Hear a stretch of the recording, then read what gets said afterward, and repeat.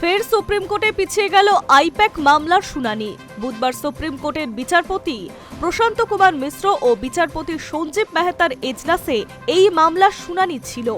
শুনানির শুরুতেই রাজ্যের তরফে অভিযোগ করা হয় কেন্দ্রীয় এজেন্সিকে অস্ত্র হিসেবে কেন্দ্র ব্যবহার করছে, যদিও পাল্টা কেন্দ্রীয় এজেন্সির আধিকারিকদের ভয় দেখানো হচ্ছে বলে সওয়াল করেন অতিরিক্ত সলিসিটর জেনারেল এস.জি. রাজু। খানিকক্ষণ সওয়াল জবাবের পর রিজয়েন্ডার দাখিল করার সময় চেয়ে নেন ইডি এবং সলিসিটর জেনারেল। কেন্দ্রের সেই আর্জি মেনেই দোলের পর অর্থাৎ 18ই মার্চ শুনানির দিন ধার্য করে সুপ্রিম কোর্ট।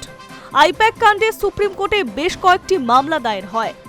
ইডির দায়ের করা নথি চুরির মামলার শুনানি ছিল বিচারপতি প্রশান্ত কুমার মিশ্র এবং বিচারপতি সঞ্জীব মেহতার এজলাসে।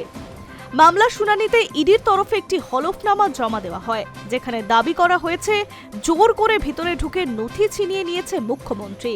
এমনকি কেন্দ্রীয় তদন্তকারী সংস্থার মৌলিক অধিকার খর্ব করা হয়েছে বলে দাবি করেছে ইডির পেশ করা হলফনামায়। যদিও ইডির তদন্তে কোনো রকম বাধা মুখ্যমন্ত্রী দেননি বলে রাজ্যের তরফে হলফনামা আগেই জমা দেওয়া হয়েছে। একই সঙ্গে এই মামলা খারিজের আবেদনও জানানো হয়েছে। সুপ্রিম কোর্টে রাজ্যের জমা দেওয়া হলফনামায় বলা হয় এই মামলা দায়ের করার অধিকার নেই ইডির, তল্লাশির পদ্ধতি ভুল ছিল বলে দাবি। এই প্রেক্ষিতে মামলা শুনানি শুরু হয়। শুনানির শুরুতেই রাজ্যের তরফে দাবি করা হয় কেন্দ্র হাতিয়ার হিসেবে ইডিকে ব্যবহার করছে, যদিও রাজ্য সেই অভিযোগ খারিজ করে পাল্টা কেন্দ্র এজেন্সির আধিকারিকদের ভয় দেখানো হচ্ছে বলে অভিযোগ করেন অতিরিক্ত সলিসিটর জেনারেল রাজু। তবে বুধবার মামলার শুনানি দীর্ঘক্ষণ হয়নি।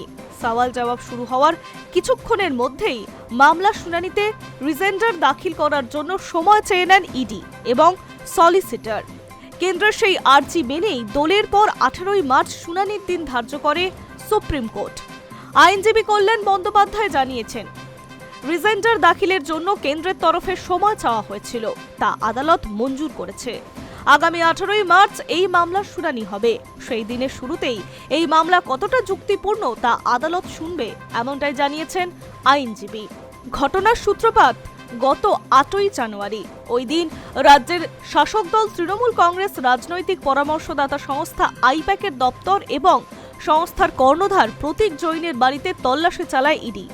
খবর পেয়ে সেখানে গিয়ে মুখ্যমন্ত্রী তথা তৃণমূলের সুপ্রিমো মমতা বন্দ্যোপাধ্যায় কিছু ফাইল নিয়ে আসেন।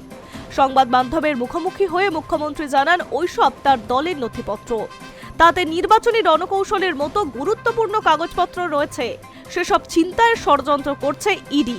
এই অভিযোগ তুলে মুখ্যমন্ত্রী আরও জানান দলের স্বার্থে তিনি যেসব ফাইল সঙ্গে নিয়ে যাচ্ছেন আর এই পদক্ষেপ ইডির সঙ্গে মুখ্যমন্ত্রীর সংঘাত তৈরি করেছে। আর সেই মামলার শুনানি এখনো পর্যন্ত চলছে।